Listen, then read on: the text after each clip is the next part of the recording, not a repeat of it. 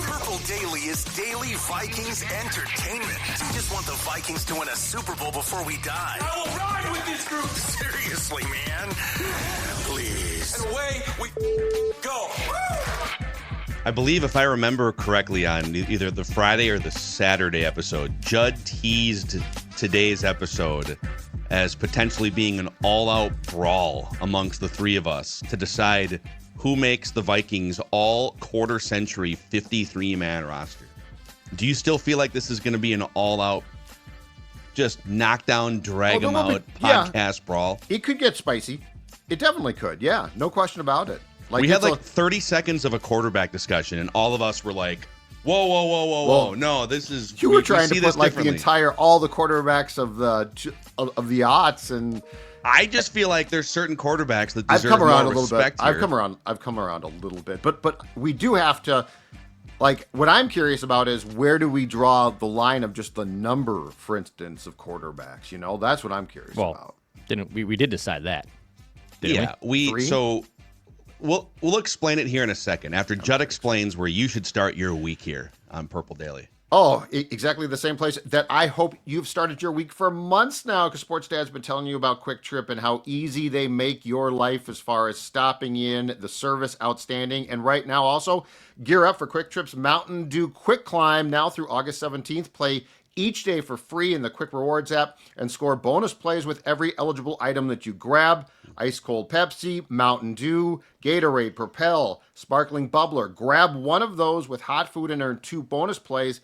Every week, by the way, someone is cashing in. Each week, the prize climbs by $5,000. The one player who reaches the top going to win $250,000. Are you kidding me? Wow, dude. Open your Quick Rewards app and get climbing for a chance to win with Quick Trip and Mountain Dew. No purchase necessary. See full rules at quicktrip.com/sweepstakes. So here's what we had decided on.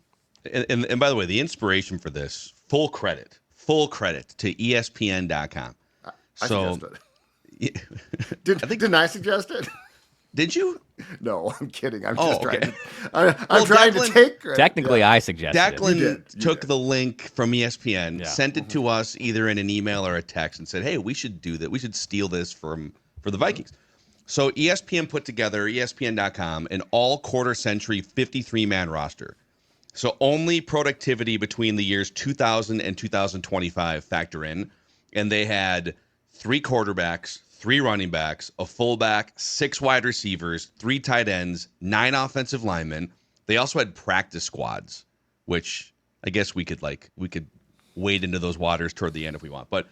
And then on defense, so they had 25 offense, 23 defense, the defense being 4 edge, 5 linemen, 5 linebackers, 5 cornerbacks, and 4 safeties, so 23 defense, and then 5 special teamers and a coaching staff. So head coach, offensive coordinator, defensive coordinator, special teams coordinator, plus, did I say the 5 specialists specifically? Return, special teams ace, a kicker, a punter, and a long snapper.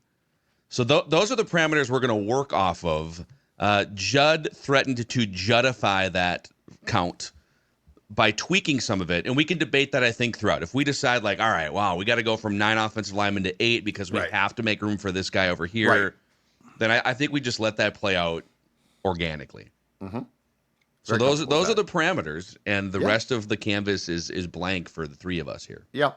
It was I found it to be a very interesting exercise. Finding starters, not hard. Finding backups ordinarily for most spots, not extremely difficult, but there were some where I felt it got dicey. Like, I've got some names on this list that I don't necessarily expect to make it once our conversation's done. Yeah, I also have, I've kind of laid out like a big board for each position group. I think I have at least a few extras on top of the allotted number here. So let's start with quarterbacks. So 3 quarterbacks for this 53-man roster. And if at any point you'd like to Juddify it by changing the parameters, you can throw that out, and then we can debate amongst the 3 of us whether we change the number here. I personally don't think, just to play by the rules in this case, I personally don't think there's any position, including quarterback, where I would go more than 3. At some I would go 2, but I don't think there's anything where I go 4 deep. What do you mean? So like at quarterback, The most that I would do is 3. Yep. But Okay. like wide receiver. But like wide receiver. Oh, I've got 2 spots though. I've got 2 spots, so I've got a 3 and 3, so 6 total. But I'm thinking about this as like a starting left and right. Yes, exactly right. X, Y, Z. I mean, we're running routes here. Wow, dude. Okay. Like this so is you a have real like a thing. slot receiver specifically on your big board? I have the I guy just that have would qualify. 6 receiver slots. Yes, basically. yeah. So I've got three receivers and then 3 more, 3 tight ends. What? 3 receivers and 3 more. So 6 wide receivers? 6 like wide receivers 6. total. Yes. But I 6. see this as a blank canvas of like a depth chart. Like you Well, don't have a 6. My math brain is just trying to understand 3 okay. plus 3, which is 6, right? Yes. And what about like on defense? So like Yep. 4 edge rushers. You said you don't see any group with more than 3. No, How are you doing the edge rushers? I've got both edges covered. So I've got Left and the right edges. side. Yes, I've got Okay. nose tackle, Okay. 3 technique, linebackers. I broke up into different spots. So 3 spots. So like I don't see this as just like names and positions. I see this as your lineup, as your construction. Yeah. Well, let's go through. Let's start with 3 Artistic form. quarterbacks, and then we'll see how deep into the weeds we get with some of the other ones. Mm-hmm. So, all right, who has to be in the 3? It's 2000 through 2025. Dante Culpepper Yes. Yep. has to be in the 3, right? 100%. Okay. He's my he would be like, just based on the discussion that we're having. Favre had a great year, but Culpepper to me would be like your start, like prime Culpepper would be QB1. Exactly right. Yeah. Yep. Okay, QB2. I've got Favre. This is where it gets. So you have 2009 Brett Favre, right? 2009 Brett Favre. Yep. which is like the exercise isn't every player at their peak necessarily. I mean, there's some of that. Like, that's part of the debate here. I agree with you. But if we're taking like the one good year of Brett Favre, I do think it also opens up a conversation about the one good year of Sam Bradford, the one good year of Sam Darnold. You know, there's Case Keenum. Yeah, the one good year of Case Keenum, which I would actually put below the one good. I know they went further with him, but I would probably put it below production-wise the one good year of Sam Darnold and below the one good year of Brett Favre. I've got Culpepper, Favre, and then I came around to Declan's thing on Friday. I've got Kirk. Okay. I think I think he's got to be. Those are my three. Kirk. Yeah, I mean, as much as we spent 5 or 6 years just absolutely criticizing him and the contracts and everything, all the Kirkisms. Yep. He is, I know this is an exercise from 2000 to 2005, but all time, he is the third all-time leading passer in Vikings history. He's the completion percentage leader for guys who started more than one season. He's second all-time in touchdown passes. So he leads, like, from 2000 through 2025. He is the leader in pretty much every passing category that would exist for the Vikings. So, yeah, I think I agree with you guys. It would be on brand but highly disrespectful for this show to not include Kirk Cousins. We just did a snake draft of best quarterback seasons, and he was snubbed on that a couple weeks ago. Yeah. So the other names on here, we kind of kicked him around. The 1 year of Bradford, who led the league in completion percentage. The 1 year of Sam Darnold. I mean, Case Keenum, Teddy Bridgewater, I don't think they rise to. What about J.J. McCarthy? Are we ready to put him on right now? J.J. McCarthy on this? Second best player, so definitely. If we're projecting, if we're projecting, he would be on the list. That's yes. But those three, I was pretty comfortable with by the time I got done on Saturday putting the list together. Okay. And for those of you wondering, like, are you guys going to, like, give us a visual so we can see this? Yes, we are. The graphics department at Purple Daily, hard at work here. But you can see we've got the offense, the defense, the special teams, the coaches, and by the end of this exercise, we will have a full 53-man roster. So screenshot it and do your own thing with it. That's right. Clown us on the internet. Piggyback off our work. Okay, running backs. 3 running backs. And I'll throw... if you want to do it all in one here, 3 running backs and a fullback. So 4 total among those 2 position groups. Who has to be in? AP and Dalvin. Yep. And then and then my third is Chester Taylor. Okay. Yeah, I mean, Chester Taylor he was largely a backup, except for the one really good year.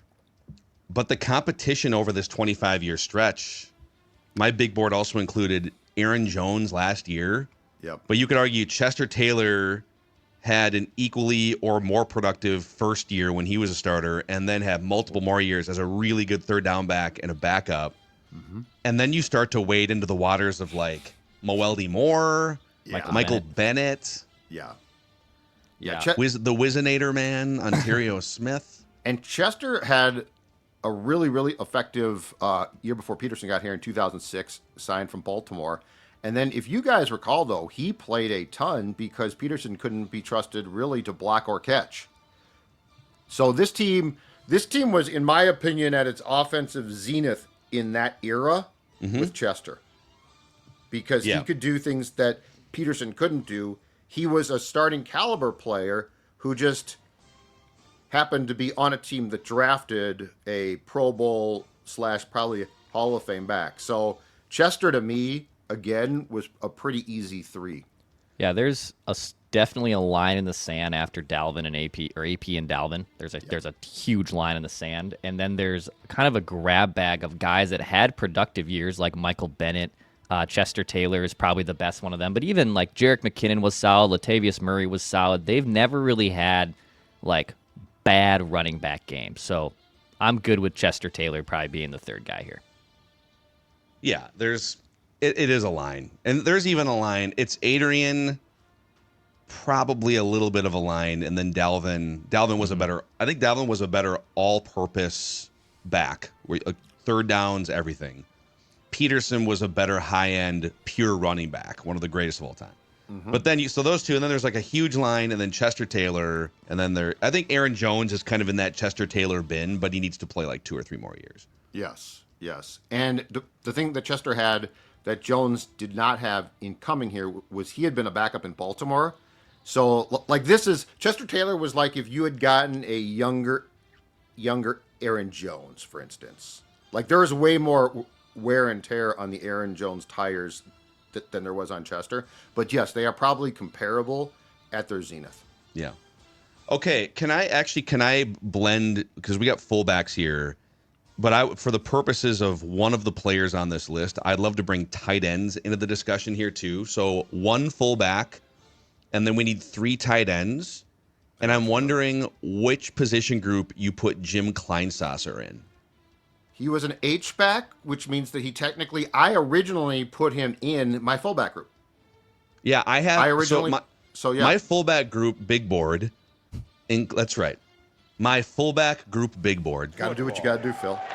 I mean, are you sort of a geek? Absolutely. But that's what this show's all about. So am I. This room is meat and potatoes. Literally, CJ Ham is in there. Mm-hmm. CJ Ham's been a Viking for a long time, since 2010 years or something. 17, 16, 17. Tony Richardson. Yes, a year of Tony Richardson or 2 years. Very good. Major help to a young Adrian Peterson too, and then Jim Kleinsasser, who was a fullback, tight end, a hybrid back, a hybrid chess piece, an H back, and then I'll just throw the tight end names out too, because I think we have, depending on what we do with Jim Kleinsasser, it's going to affect the tight end room. Sure. So we need 3 tight ends also, and on my big board I have Jim Kleinsasser, Kyle Rudolph, T.J. Hawkinson, Visante Shanko. I've got him on my list. Sneaky little run. Yeah. And then I threw some love to Jermaine Wiggins on the big board here. Love Jermaine Wiggins. Jermaine Wiggins, what a great quote. I don't care if it's Sunday night, Monday night, Thursday night, Tuesday night. He was great. He'll play football any night of the week. He was great. Well, and on your fullback big board, where is Fahutai? I mean, come on, man.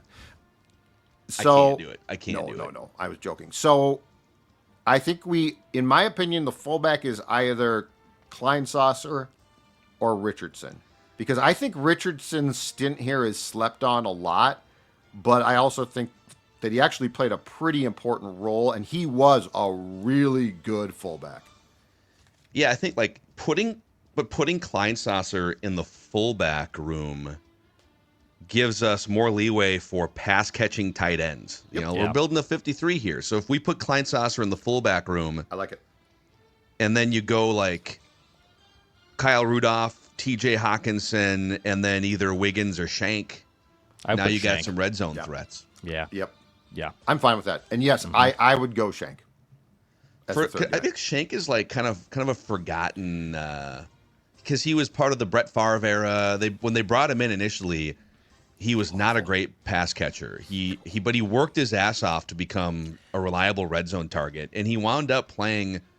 He played in the NFL for 11 years, and half of his career was the team he played the most games with was the Vikings. Yeah, and he wound up with 24 touchdown receptions in Minnesota, 11 of them from Brett Favre in 2009. Yeah. Well, he came here, if I'm not mistaken, he arrived the year after the big free agent class in 06. And it was like him and Vinny Churchu, if you guys recall him, like a special teams ace. And it was underwhelming. And then Shank dropped all these passes, and we're all like, what the hell is this about? And then 2008, I think he got his act together. In 2009, he was instrumental, and Favre loved him. So, yeah, Shank would definitely be my third guy. Mm-hmm. Okay. I'm good with that. I'm just plugging these into just sending these to the graphics department. I was going to say, our graphics department. They're doing a great job in the truck right now. They really are. We've got a full crew, satellite truck outside, Judd's home studio here. So just one more thing on Jermaine Wiggins here, because he comes from another sort of forgotten era. It was the last 2 years of Mike Tice, and then the first year of Brad Childress. But he did in 2004. And that was the year Randy Moss missed some time with injury. So like Nate Burleson got some numbers and got paid. And Jermaine Wiggins, first year with the Vikings, caught 71 passes for 705 yards and 4 touchdowns. Mm-hmm. And I feel like 3 times a game, he either successfully or unsuccessfully leaped over a defender. Yep. That was like his move, right? Yeah. Just this big hulking tight end. And sometimes he would land neck and shoulders getting cracked on the turf. I think the famous one was over Al Harris on the Christmas Eve game. That's like the one that sticks out to me, where he just hurdles Al Harris, which is hilarious because Al Harris is an athletic freak, and here comes big old Wiggins just bumbling and stumbling over him for a first down. Love that guy. Dude had good hands. He did. Good mitts. He was a good player. Okay, that brings us to the wide receiver grouping here. And I just have it simply laid out as 6 wide receivers. We're looking for 6 wide receivers, 2000 through 2025. Okay. So Randy and Jefferson. Mm-hmm. Yep. I actually think it's like pretty cut and dry who the 6 are. Yeah, I've got Moss, Thielen, Harvin, Jefferson, Diggs, Sidney Rice. Oh. Okay. I have Moss, Jefferson, Thielen, Diggs, Harvin, Jordan Addison. Oh, I would put Harvin over Addison. I think we agree on Harvin. Oh, no, you're in Rice. Sidney Rice or Jordan Addison would be the debate here.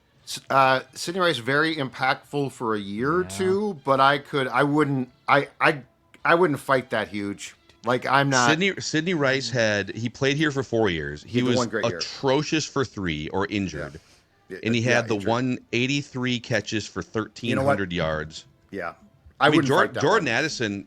You could argue that Sidney Rice, the one season, was bigger than either of. You couldn't argue he had the bigger season. Yeah. But the Jordan Addison with almost 1,800 yards over 2 years. Yep. Was more productive. Yeah. I would have no problem with Jordan. Okay. Are there any other guys that we're not giving love to here? Nate Burleson had one little nice year in 2004. With Moss out, but I don't think he would make it above. I mean, he was good, but I don't know that he would beat out. Like to use your term, Phil, the Sidney Rice thing I did because of that peak greatness. Like that 2009 was instrumental. Does Burleson exceed that? Like and then Jordan as well? Yeah. No, I mean I think it's Jordan. I think it's Jordan Addison. Again, that one I won't fight to the death. Yeah, I mean I think it's like a little shocking on the surface on first taste, but then when you see 19 touchdowns in 2 years, it's I'm trying to think of other guys that have stood out, but I don't know if there's a better just 2 year sample start for a Vikings career that aren't the other 5 guys basically on this list. If you guys want to talk about lines being drawn, like as far as players go at positions, the dreck that is on this list, the just absolute dreck, is huge. Like there were eras, an aging Michael Jenkins, Greg Jennings. Well, yeah, Mike Wallace. exactly right. Devin Aromashodu from the Bears. Was it Dwayne Bates from the Bears? Dwayne Bates. There's a long list of guys that they tried to make work and didn't work. So I don't think this is like a list of, wow, since 2000, they've always been great here. Long period of time where they were, Greg Camarillo, acquired from the Dolphins for what? I don't know. So I think we're good on this. I think it's Addison. Yeah, I'm good with it. And also, yeah, even though there was some dreck, it's a pretty ridiculous list. It probably stacks up at, or it's for sure anecdotally a top 3 wide receiver room since the year 2000. Yes, but what it isn't is it's not like, well, but remember this one guy, to me, Rice, you could argue for Sidney Rice. After that, there's not a lot more. So it's not like, well, but remember in 2000 and 2012 what they did? Charles Johnson? No. Wow. Put some respect on Olabisi Johnson's name. Is he not the guy that started the first 2 games of Jefferson's rookie season above Justin Jefferson? That's one of the great answer to a trivia question. That's going to be one of the great trivia questions of all time. Why did Justin Jefferson? What's more surprising? Just a quick one for both of you guys. What's more surprising? Justin Jefferson didn't start the first 2 games of his career, or Adrian Peterson didn't start for a prolonged period because they insisted on Chester Taylor, who was a nice player starting. I honestly think that the Peterson thing made some more sense because you had you basically have one starting running back, and this dude ran for 1,200 yards and was really good, and a 3-down back, professional running back. The Vikings were running out, again, all due respect to the Johnson family, B.C. Johnson as a starter ahead of a first-round pick in Justin Jefferson. Still fun, though. So, yeah. By the way, one last thing on the wide receiver room here, because I know we're going to get this. It's 2000 through 2025. Oh. And Randy Moss had 2 huge seasons before the 2000s, which don't count toward this. And then he was gone after 2004 to the Raiders. So it was a little bit of a short stretch there for him, but it was 5 seasons. One of them was injury ravaged in 2004, but he was so great in the 4 healthy seasons leading up to 2004. 1,400 yards, 15 touchdowns, 1,200 yards, 10 touchdowns. 106 catches, 1,300 yards in 2002. If anybody pushes back on this, buzz off. Play when I want to play. I don't know if there'd be pushback, but just to contextualize, even without counting 98, 99, and then the injuries in 2004, right? He still belongs. The 4 games in 2010 are not why he is on this list. Those 4 glorious games. I forgot about those games. Family. I'd like to thank the Kraft family. They're outstanding.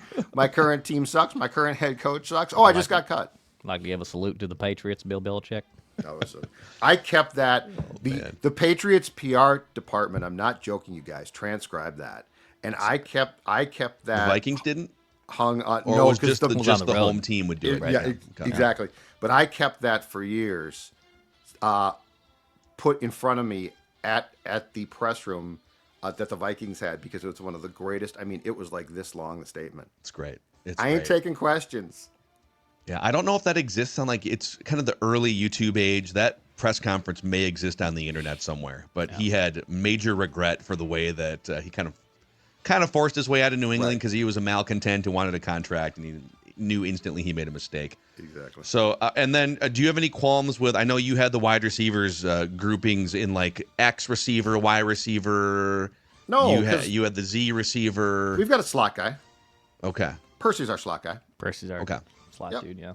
And Jefferson can play out of the slot too. Yep. So you got some options there. Randy Moss once in a while. I was going to say, we got talent here. We got We got a lot of talent. Well, Jordan could as well, right? Yeah. And that brings us to the offensive line, which we're looking for 9 offensive linemen, but the way that ESPN breaks it down is 2 left tackles, 2 left guards, 1 center, 2 right guards, and 2 right tackles. Yeah. So we're looking for 2, 2, 1, 2, and 2 across the board. Okay. Left tackle, is there any debate about Bryant McKinney and Christian Darrisaw? No. And I do want my suggestion is this. I did Juddify this. I went down to 1 left guard and 2 centers. Okay. I could not find a sufficient backup for Steve Hutchinson. No respect for Chris Lewinsky? Exactly. It's just Ezra Cleveland? No. Sorry about that. I couldn't find one. So I went down to Hutch is my only left guard, and I do think that there are 2 centers deserving of a spot on this team. Okay. So then we would essentially have 3 guards on our 53-man roster, with one of them being like a swing guy, and I have an idea of who that could be actually. Nice. We're a little thin at guard. I'm not going to lie. Oh, yeah. Only having the 3 guards here. Are you surprised? Yeah. We've talked about this for a while. Yeah. So we're gonna. I'm fine with this Juddification here. Dex, are you good with this? Yeah. We're gonna take a left guard out. Okay. So Steve Hutchinson is the left guard, and then who are the 2 centers? Matt Burke has to be one, right? And John Burke and Sullivan. Yep. And John Sullivan. Yeah. Okay. No love for the longevity of Garrett Bradbury. No. This isn't a popularity contest. This is about meat and potatoes football. We're trying to win in the trenches. This is not. I'm not stacking flapjacks with pancakes here. This is just regular good centers. Okay, so right guard, David Dixon from the early 2000s. He's the top one. Yes, for right guard, absolutely. He was. And then I had Anthony Herrera. He was the starting right guard during the Adrian Peterson run. Yeah, that's who I've got. Yeah, and he can be because he can kind of swing a little bit. And beyond that, I couldn't find one. It's been a rough go, man. Yeah, it's tough. They've taken some cracks, man. Like the 2nd round picks they've used on guards. Our guy Booney came in, a 1-year stopgap. I went through 2000 and post Hutch, okay, post Hutch to 2020, and I was at a loss. Yeah, it's a really depleted situation. Hopefully, I mean, it's possible that like if we did this exercise in a year from now, that Ryan Kelly and or Will Fries would be strong candidates to jump in if they have one good year. Will Fries should be. And then right tackle, Brian O'Neill. Yep. Phil Loadholt. That's who I've got. Is there any other conversation to be had here? Nope.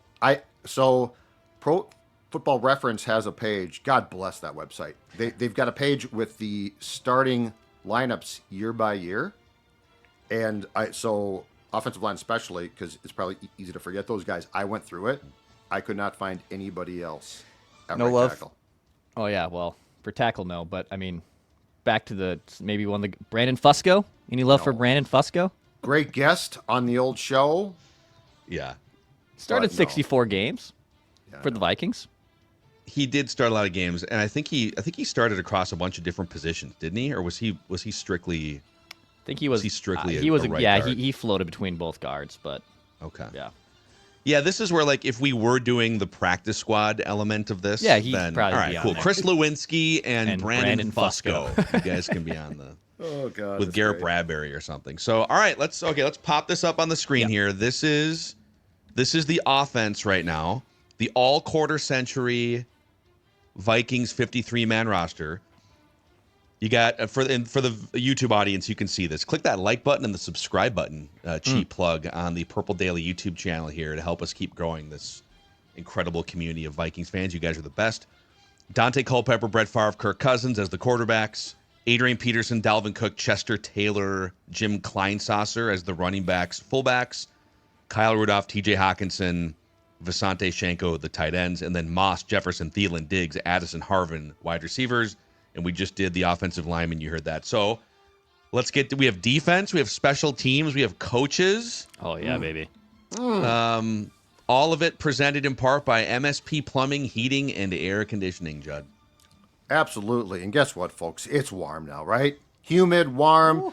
There's nothing more important than your AC keeping your home as comfortable as possible. And that's where the folks at MSP come in, because if you have any issues, if the AC, it might be working, but let's just say it's not going at full strength, MSP is going to help you out. Book a $49 AC tune-up and get a BOGO air quality bundle, a pristine electronic air cleaner, and a UV light for the price of one. Also, MSP partnering with the Open Door, a hunger relief organization, providing food to more than 20,000 people a month. MSP will be collecting brown paper bags during their HVAC and plumbing calls to help out. 651-615-4292.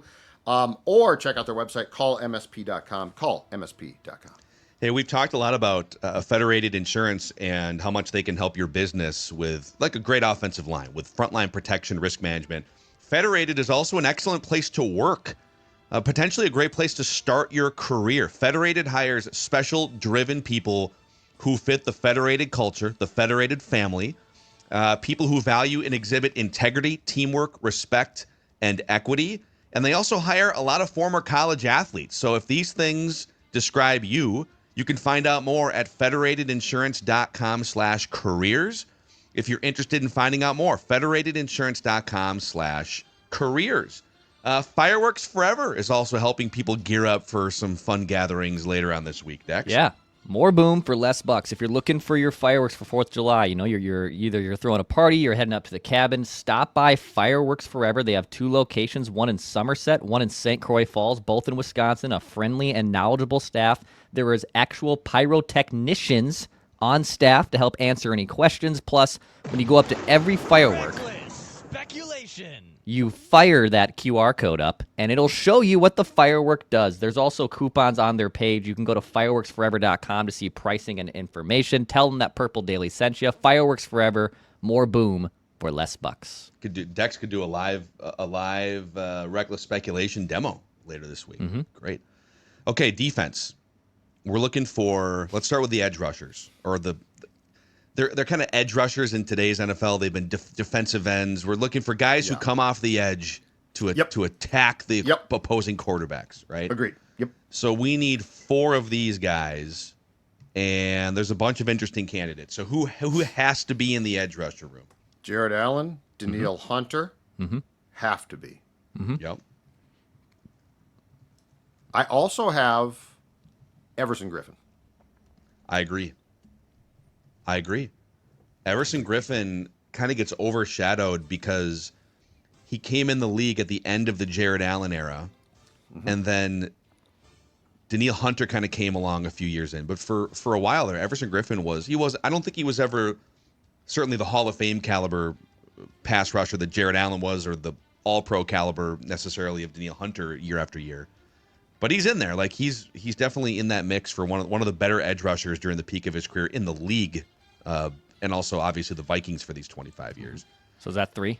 You have right there, That's Judd? 3. We have one more. So Brian Robison? Robinson. Put some respect on Robinson.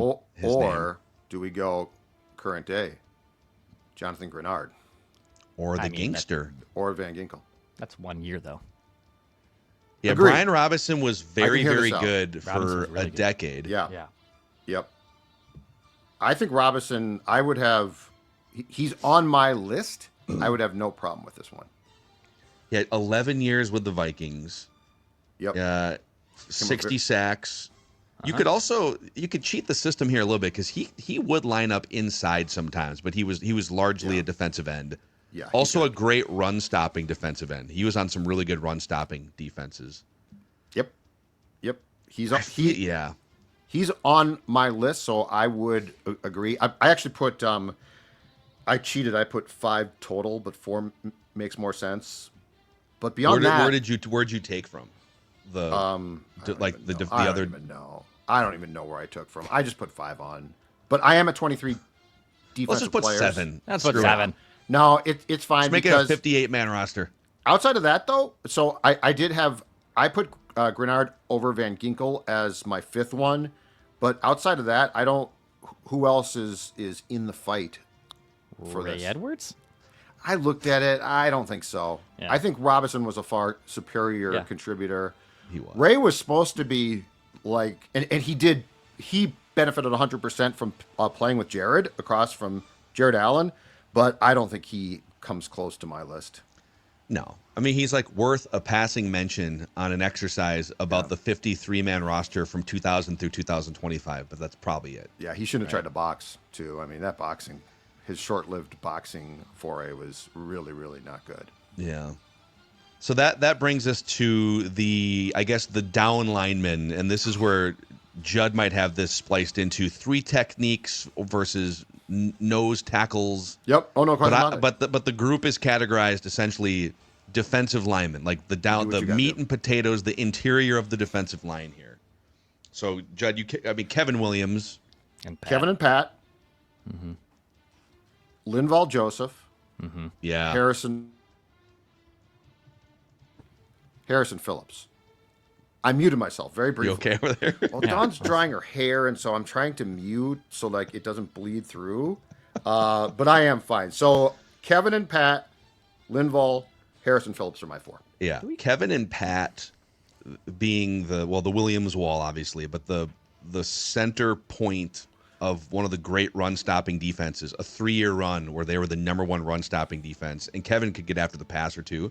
Yes. And then Linval was the center anchor for the number 1 defense during the Mike Zimmer era, 2017. Yes. I'm sorry. So those are the 3 for sure. And then did you throw out some other names there? I threw out as my 4th Harrison Phillips. But that's open for discussion. This is I feel actually like a the weaker 3 position group than you'd think. Well, when you start to do some digging. There's 3 guys that were awesome. Yeah, Kevin, in his case, I feel like he should be discussed more as a Hall of Fame player. Yeah. Yeah. But he plays a position that's not sexy, and so it becomes like art, like if he had gotten more sacks or something like that, more splash plays, but he was a Hall of Fame 3-tech. Any love for Chris Hovan? He's on my big board. Chris Hovan and Dalvin Tomlinson are both on my big board. I consider Dalvin, I knocked him off. Hovan I can hear. Hovan. Hovan was a 2nd-team All-Pro. Yeah, he had a nice run. I can hear that one. For sure. Yeah, he came in the league 2000 was the first year. So he fits like the first 5 years of his career were all in purple. Then he went to Tampa Bay.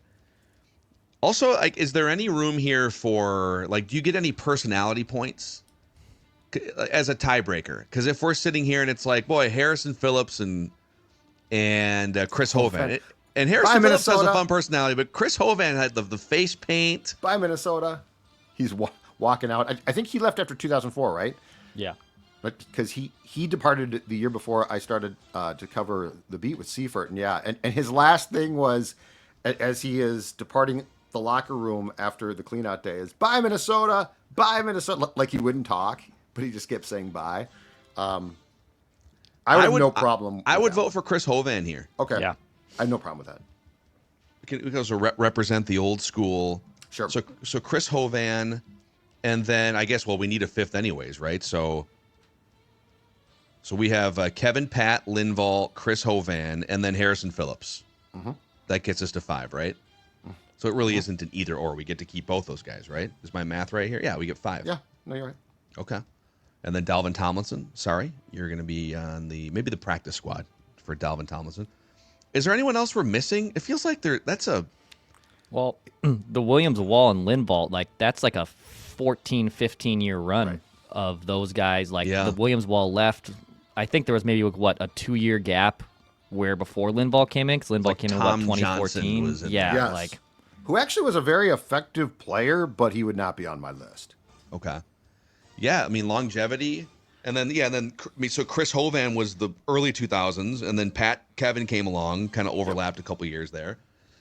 So that brings us to linebackers, where the ESPN framework has 5 linebackers. Mm-hmm. Who has to be in the 5? Greenway. I've got Greenway, Eric Kendricks, E.J. Henderson, Anthony Barr, Ben Lieber. Ooh, little Ben Lieber love here. He was a very effective player, signed in that 2006 free agent class. But I could certainly hear discussion outside. I feel like Kendricks has to be here. Yep. Greenway has to be here. Barr has to be here. EJ, I feel like does, and then on Ben, I could certainly hear discussion that could knock him off. Boy, yeah, Ben was a good, solid player for a number of years. I think the only other two names, he was on my big board as kind of I agree on the 4, and the 5th one is the tough one. Just for fun, I put Blake Cashman on here. I think Blake Cashman was better in 1 year than Lieber was in any of the individual years, and he would clearly take issue with that. Mm-hmm. But Lieber was a little more longevity there. Yeah. Dontarius Thomas had a nice little run for a while, but I don't know that he rises above Ben Lieber in this exercise. Dex? Yeah, I'm racking my Blake or brain of Ben? the other guys we haven't mentioned. There's not a lot. Yeah. There's not a lot out there beyond this, which by the way, I feel like the top 5 are really good players. They are. Okay, Ben Lieber. Let's throw Ben Lieber on here. That's fine.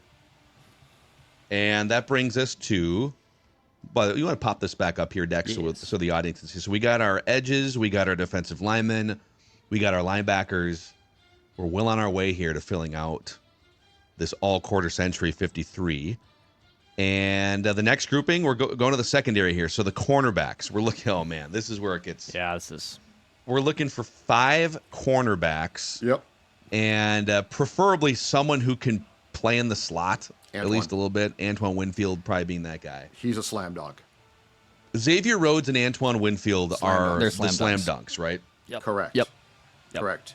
I think it's fair to put, just based on his success a season ago, I think Byron Murphy Jr. belongs. Yeah.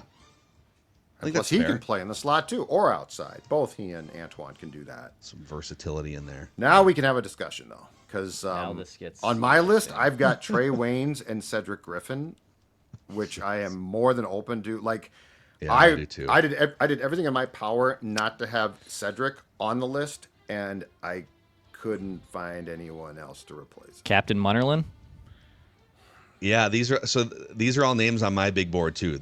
So we got 2 for sure. We need 3 more, and I have 6 remaining names on my big board: Cedric Griffin, Trey Waynes. Yep. I'm sorry. Byron Murphy's the 3rd, so we need 2 more.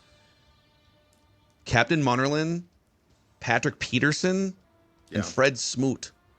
Oh boy. Smoot's a non-starter because I thought he was brutal here. He was Patrick brutal. Peterson, interesting. Was it 2 years? 2 years. Yeah. Of It was 2 a years. couple years, right? and he wasn't Pretty good. He wasn't He was- still Patrick Peterson, but I felt like he was He's a savvy solid. vet. Yeah. So it's like if you're literally I can hear choosing that. between Captain Munnerlyn or Right. Patrick Peterson. I'm going with Patrick Peterson. Yeah. What was Captain? How long was the captain here? Felt like he wasn't here very long. It's like 2 or 3 years. Yeah, he was here from 2014 through 2016, so just 3 years. Okay. People will debate this, but I have always said that I thought Trey Waynes got a raw deal as far as his play because he Good did player. first round pick who did some things very well. Played 5 Yeah. years. Was a starting cornerback in the number Yep. 1 defense. Yep. Yeah, sometimes people have a skewed perception of if you're a first round pick and you're not like a borderline Hall of Famer that you're a bust. Yeah. And Trey Waynes was a really good, solid starting cornerback. And correct me if I'm wrong, but wasn't he the starting? He was a starting cornerback on the 2017 Yeah. defense opposite Xavier Rhodes. Yep. Yep. It was And a great tackler. run stopping. I think he rounds out the room. I think he And potentially Patrick rounds out the room. Peterson, are we Yeah. in? Okay. Yeah. Yeah. That's a good one. So the snubs here, air quotes, being Cedric Griffin, Captain Munnerlyn. We're good with this. Yeah. Yeah, I suppose the Griffin could make a case. I feel like the captain can't. Yeah. I suppose, but The captain. I feel like the captain is a no-go. But yes, Patrick Peterson, solid, savvy vet. Trey Waynes. I think part of the problem was, and it makes some sense, I think part of the issue was Trey Waynes did, if I recall correctly, give up completions. And you might laugh, but he almost didn't. He never really got beat as far as once the completion was made, he got the guy. Yeah. So like fans were like, well, he's got to break up that pass, and ideally, you're probably right about that. But I felt that Trey Waynes took more strays than a lot of guys, and it's like he's not that bad. Yeah. And also, if you're going to get into the business of critiquing first-round cornerbacks that the Vikings drafted during this period, 2000 through 2025. You'd have to go through a few names before you get to Trey Waynes and poke at it. So No kidding. And then that brings us to the final position group on defense here. We're looking for 4 safeties. Harrison Smith for sure, right? Yep. Okay. Then who else? Who are the other 3? Who has to be on here? Corey Chavis, Yeah, I think Chavis. Josh Metellus, and Cam Bynum are on my list. No love for. I feel dirty about this, but I feel like Darren Sharper deserves. I know Oh boy. he's sitting in prison, terrible human. Yeah. But like we can't not say his name in an exercise for a 53-man roster exercise here. Sure. Who are you going to bump off? Probably Andrew Bynum. Cam Bynum.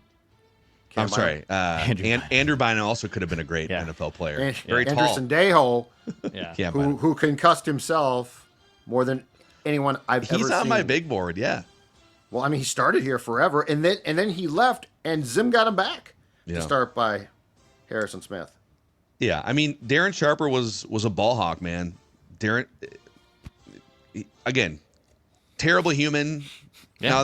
Now that we saw everything play out, but he had a bunch of interceptions. I'm just saying, like he was, in fact, also Pro Football Reference they've got a stat called approximate value. It's like an all-encompassing number that I don't know how they quantify it, but it's like how good you are as a player. And if you take every Viking from 2000 through 2025 production, they've got Darren Sharper 34th, ahead of a bunch of other players that we've obviously put on this list. He's ahead of Corey Chavis. It's just one metric, but Right. Okay. he also had one more thing, and then we can make a decision. But he played the 4 years in Minnesota. He had 9 interceptions in 2005, was a second-team All-Pro. And then he was a second-team All-Pro in 2007 as well. So just like... Yeah. He was solid. He was Yep. a really good player. Not even solid. He was a good player. There's a stench on this pick, but yeah. But if you want to go Cam Bynum, I would not fight I don't want want to fight for no, because I covered Darren, and Darren was really good. So The peak Brian Russell season, 9 interceptions. Brian Probably Russell, good. he deserves a mention in the exercise. did he pick off Favre twice in the 2003 opener at Green Bay? I'd have to look that up for you. Maybe Dex can look that Yeah, up. look that Did you up look for that you. up for me? Yeah. I feel was it like 2 or was it 3? I feel like Favre. It Was doesn't one a pick matter, but I six? think it was 2. I think it was 2. One might have been a pick 6. Yeah, But very possible. Yes, that was a peak year. That was definitely a peak year. Okay, yes. so I feel like it's more of a moral discussion that we're having here? Like, who do you think had a bigger impact on the Vikings on the field, Darren Sharper I think or Cam Bynum had an impact for sure, but Darren Sharper did have, like, that 2005 is a really compelling case as a football player. I forgot Chavis had 8 picks in 2003. Chavis was kind of Chavis belongs. Him and Despite Russell the- had despite the fact that 9 and 8 was- picks. They were ball hawks. yeah. Yelled at In by 1 year. Corey. Corey got very, very upset with the old sports dad once. You want to tell that story? Sure, quick? I will. Okay. So I I don't think you can just say that and then not tell. No, I was going to. So in 2004, going into 2005, when I went to the Vikings beat, I think Corey Chavis held out of I forget exactly what, but it was some type of off-season workout. He didn't like his contract, and I think that there was some threat that he might not be at the start of training camp. And so I diligently worked to uncover a cell phone. Well, he had gotten a new cell phone. And so I got my hands on it, and I called him, and I said, Corey, hey, Corey, Judd Zolgad at the Star Tribune now, and I need to talk to you about, your contract. Became very upset. How'd you get this number? I'm like, I'm not going to tell you how I got it, but I'm going to tell you that. But here I am. Yeah. So do you want to, can I are you going to show up for training camp? And he starts yelling at me, very upset, and slams the phone down. So that's it, right? Did you quote him? No, it gets better. So this is in the days I was calling from work. I don't think at this point, I had a cell phone, but it wasn't, commonplace at that time just to use it because I had a landline. Corey Chavis finds the number of the Star Tribune Sports Department, calls back to the general number, has the call routed to me, and starts screaming again. How'd you find this number? how did you get this number? And I finally said, this is the only time I've done this. I finally said, Corey, you need to calm down. Like, this isn't that big a deal. And he's screaming and yelling, and then hung up or whatever. But he literally, I've never had to tell a player before or since, you need to calm down. Like, you are outrageously upset about something. I won't call back. Don't worry about it. So his plan was to prevent anyone outside of his circle from ever getting his cell phone number. Correct. And if anyone broke through that barrier, he was going to lose it. It was unbelievable. Did you use any of the quotes as he's MFing you? There were no quotes. It's all on the record. Yeah. Oh, it is, but there were no quotes. Like, he's just yelling and I think the story would have flowed well, though, if it was the Vikings and starting safety Corey Chavis are at a contract impasse. When reached for comment, Corey Chavis said, quote, "How did you get this effing number? Don't ever call me ever again," end quote. The Vikings are seeking blah, blah, blah. He was adamant, though. He wouldn't stop saying, who gave you this number? How did you get this number? I want to know. And it was like, Patrick Ricey. He gave it to me. It was unbelievable. It was unbelievable. Is he still doing that? Is it draftnasty.com? I don't know. Some fantasy football stuff. I know you used to do. But that was so weird about it. Like he was a guy who, at that time at least, wanted post-career at some point to do media. So, like, of all the people I thought is not going to get, like I can see, no comment, don't appreciate you calling. But, like, of all the people to lose it like that, I mean, you would have thought I called Randy Moss. Prime Randy Moss. Right. It's like, dude, you're Corey Chavis. Yeah, you're Corey Chavis. Take a deep breath. It's okay. And by the way, you want to become one of us. So just calm down. Like, it's fine to say, because I got that, just quickly again, Chris Carter got mad at me after Moss got traded. Because at the Strip, we're doing all these stories, right? Like in 04, it's like all of these stories. Or it was March of 05. And so I got Chris Carter home phone, which I forget, but one of the beat guys had it. And I call him, and he answers, hello. And I'm like, hey, Chris, Judd Zolgad, Star Tribune. Moss got traded. I'd like to talk to you. And he's like, I don't appreciate you.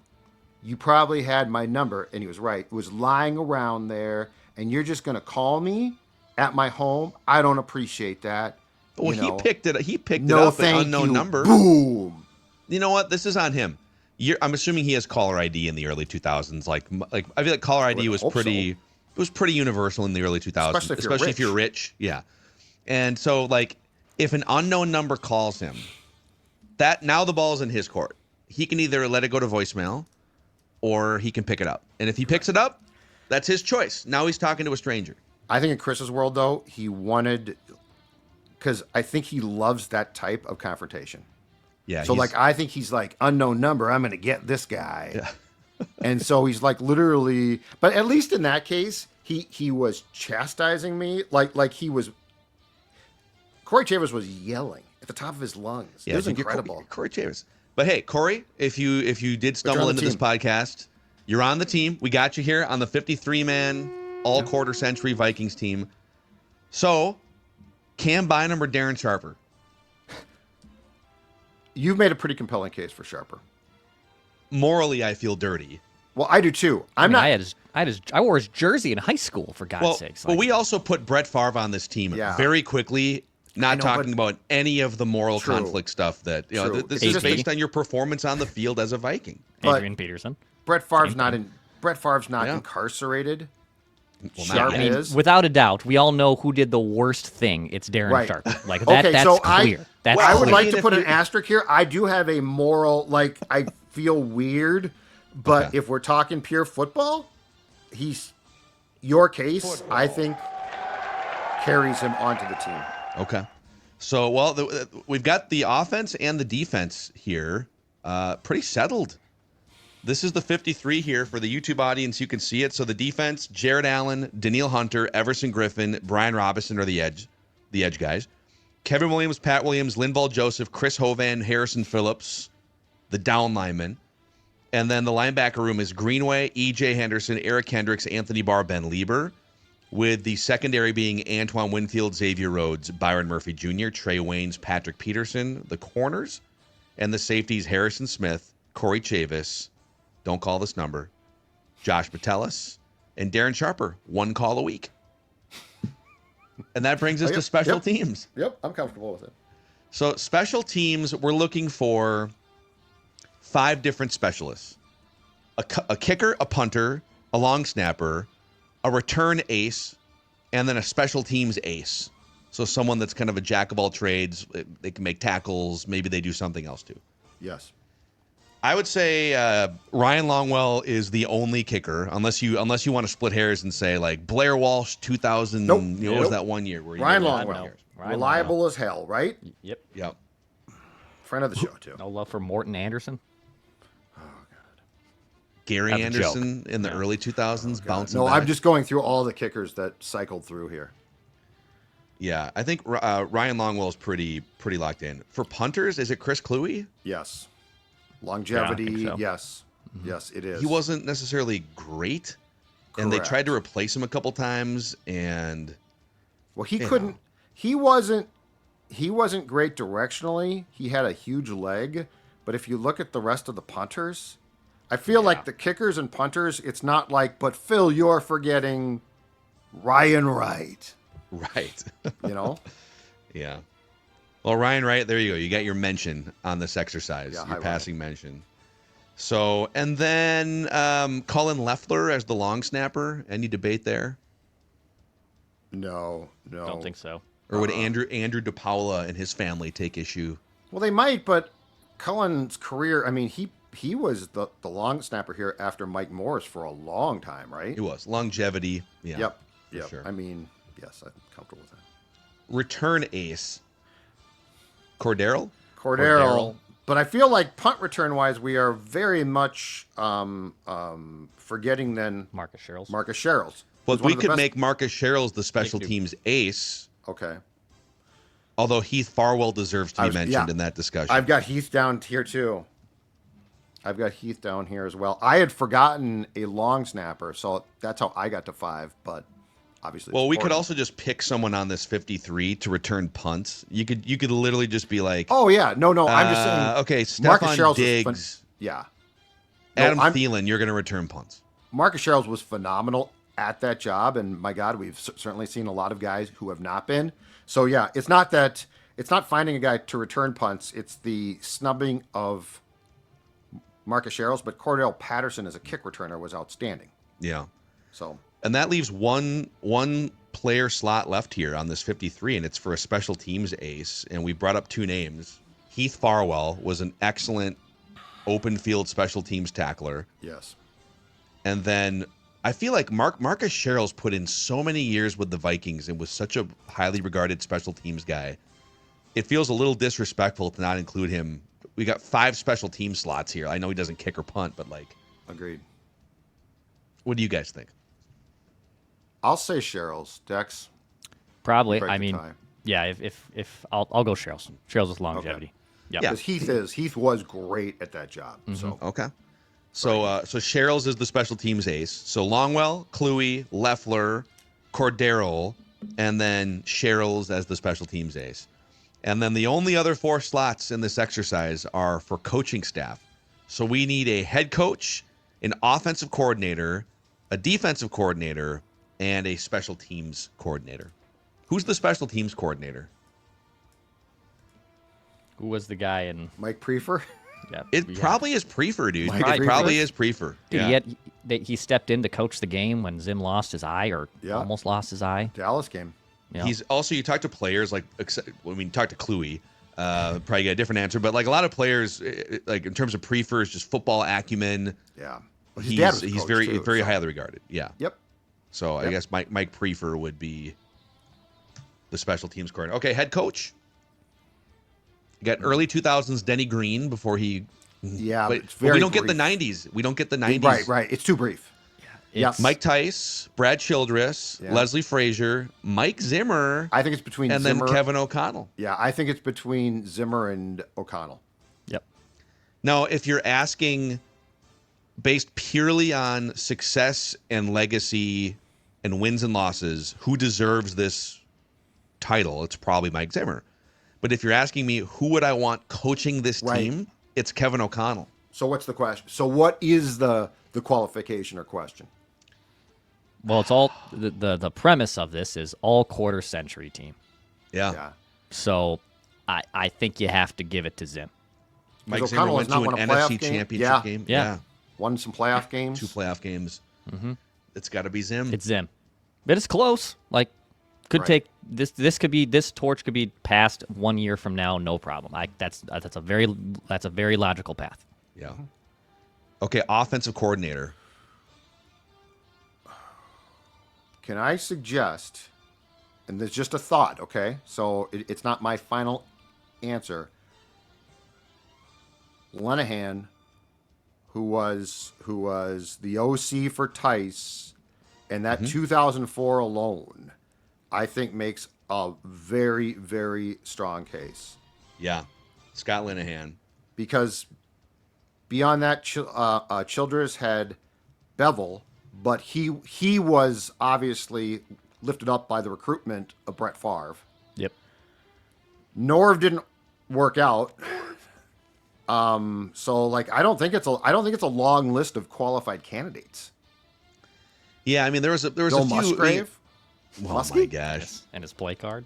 Hey, when we do the all Jag team, which will be next Monday, Muskie? we should do a coaching staff. We should do the same exact format. No, 100% right. The all Jag offensive love it. coordinator. Well, I do think there was a few little short term, like Zimmer had a bunch of really interesting. Pat Shurmur did a great job with Case Keenum. And Should've gotten Kevin him. Stefanski did a great job with Kirk Cousins. Yep. I mean, Pat North Shurmur's Turner. probably second. Pat Shurmur's 2017 play calling was phenomenal. I will say that. Daryl Bevel. Now he wasn't calling Yeah. plays, right? Brad Childress was calling. No, he was after 2006, but then he was elevated by Favre, who I still think was calling, was tweaking plays. I liked Bev, but I would say my top, if I had to have two top choices, it would be Shurmur as 2 and Scott as 1. And so just for perspective on Scott Linehan, he was the Vikings offensive coordinator from 2002 through 2004. And the Vikings offense ranked 2nd, 1st, and 4th in yardage in those 3 years, and top 8 in scoring in all 3 of those years. Yep. Just an awesome. They were the number 1. They were the number 2 passing offense in 2004. And then they were, in terms of rushing, too, with like kind of a hodgepodge of running backs, they were the number 1 rushing yard offense in 2002. Helps to have a 265-pound freight train quarterback who can run the ball. Correct. But those were some great offenses, and you had a young quarterback, and he was helping him make reads, and because he doesn't know exactly what he's looking at early in his Helped him big career. time. So Yes. and then we have one more slot here to complete the exercise. Defensive coordinator. Is it B-Flow? Yeah, I'm like racking my brain of Because Zimmer was like the de facto defensive coordinator for all those years. I love Ted Cottrell. He was Ticey's DC. Mike Tomlin was here for a year, but those 2 or 3 years of Flores. Les Frazier. I mean, he was the DC before becoming head. was. I think this is a lot closer if it's between Les and Flores. Yeah. Yeah, Les. The Vikings had elite run-stopping defenses under Les Frazier. I guess I would argue on Tomlin, as much as I respect and admired him, he wasn't here long enough, 1 year, and it's not like that 2016 was great. Yeah. So, yeah, I would say it's Les or Brian Flores. I think it's Les, but I mean, I wouldn't. Let's see here. So I what was wouldn't, Frazier here for? He was. This is not Leslie Frazier as a head coach, because that Correct. did not But go Leslie- well. Correct. Boy, but I mean, They Brian were Flores really- has turned around a really crappy defense quickly, too. They were great when Les was the DC from 07 through 2010. Then when he had resumed the job or got the job when Childress got fired. I mean, they were a top 10 unit in yards every year. Points was a different story. They wouldn't give up a lot of yards, but they would give up some points. We couldn't run. Yeah. You couldn't run against them. Yeah, I 'Cause mean of they Williams' were wall.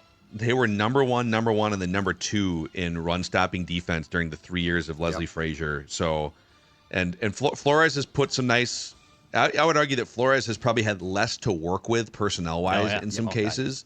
Yeah. But Leslie love Les, Frazier, so if we all agree. I think it's I love Les. Les. Yeah. I love Les. Great guy. Okay. So there we go, boys. We just completed Well, let's see the this. all-quarter century 53-man roster here, and you can see it if you're watching on YouTube. And they say it's dead. They say there's nothing going. What are you going to talk about, huh? We There's come back nothing. with What do this you guys do on June 30th? This We do this. glorious list. So yeah, Mike Zimmer, Scott Linehan, Leslie Frazier, and Mike Prefer as the main coaches. We've got. Do you want to do the assistant offensive line coach discussion now, or should we save that? Who's for our tomorrow? Who's our inside linebackers coach? Who's the OLB coach? And then we hit you with special teams. You already heard and saw the offense and the defense. So let us know. Fight us. Are we wrong? Are we missing someone? Did we totally forget to mention someone in this hour-long exercise? Let us know in the Purple Daily YouTube comments, the feedback tab, and the Score North app. You can email the show. So great stuff, boys. That was a fun exercise. That was really good. And then our plan next Monday, is to do the all Jag team, the just a guy, and we'll put some parameters on it so that we can. I think it has to be you started for at least 1 year. It wasn't just like you're like a backup. Right. You were like the number one receiver, You but can't be a bust. probably shouldn't have been. Yeah. You were But you can't be just a good. complete bust, right? Yep, you were good enough you to do something. Yeah. be in a place. It's not like Laquan Treadwell. Right. He's a bust. Bobby Wade was like the number one receiver, but he's Right. just a guy, So here's a name that's a question. Troy Williamson, huge bust, but played a bunch. Yeah, I mean that's a discussion. Yeah. That's a discussion. Like those are the guys, though. I don't know. Are we taking them? I don't on know a if he. chip? I don't think he rose to the level of just a guy. I think he was below just a guy. Just a Yes. guy is like Yeah. a guy that you could like. He's a professional football player. He's Michael fairly Jenkins. reliable, but Poor Bobby Wade. Yeah. Poor Bobby Wade. The amount of, well, I mean, it's should not be proud of this. inaccurate. It's not. Yeah.